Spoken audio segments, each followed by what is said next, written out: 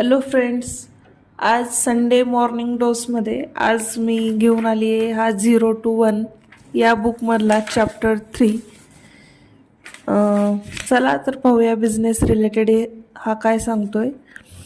तर आत्ता मी सकाळी माझ्या संडेची सुरुवातच रीडिंगपासून केली आहे. तर हा 3rd चॅप्टर मी कंप्लीट केला आहे.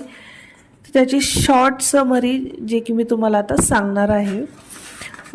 तशा स्पेसिफिकली पॉईंट्स त्यांनी मेन्शन नाही केलेले, but overall what I understood from this chapter, so I will explain this to you.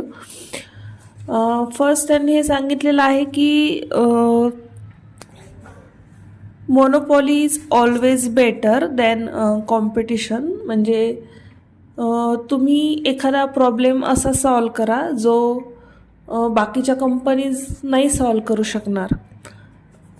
म्हणजे तुम्ही जर तो प्रॉब्लेम सॉल्व केला तर तुम्ही बाकीच्यांपेक्षा ऑलरेडी एका डिफरंट फेजमध्ये पोहोचाल आणि बाकीच्या अदर कंपनीजला तिथपर्यंत रीच करायला खूप वेळ लागेल किंवा ते त्यांच्यासाठी पॉसिबलही असणार नाही.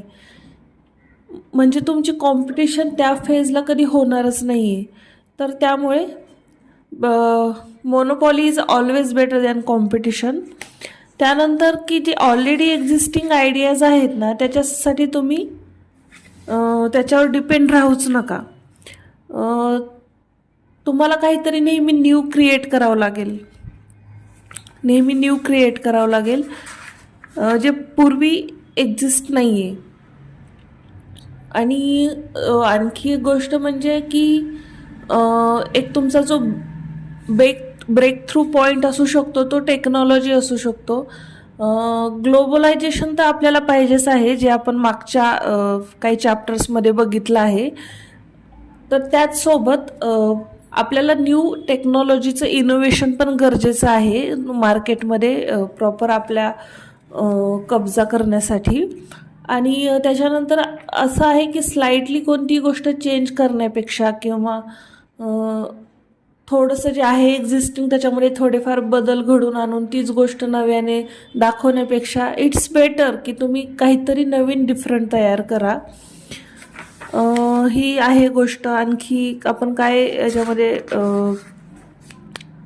हा तर नवीन चॅप्टर आहे दुसरा. तर ह्या 2-3 गोष्टी मी खरंच म्हणजे शिकण्यासारख्या आहेत. म्हणजे मला तर ती गोष्ट खूप आवडली की तुम्ही मोनोपॉली चूज करा ओव्हर द कॉम्पिटिशन. कारण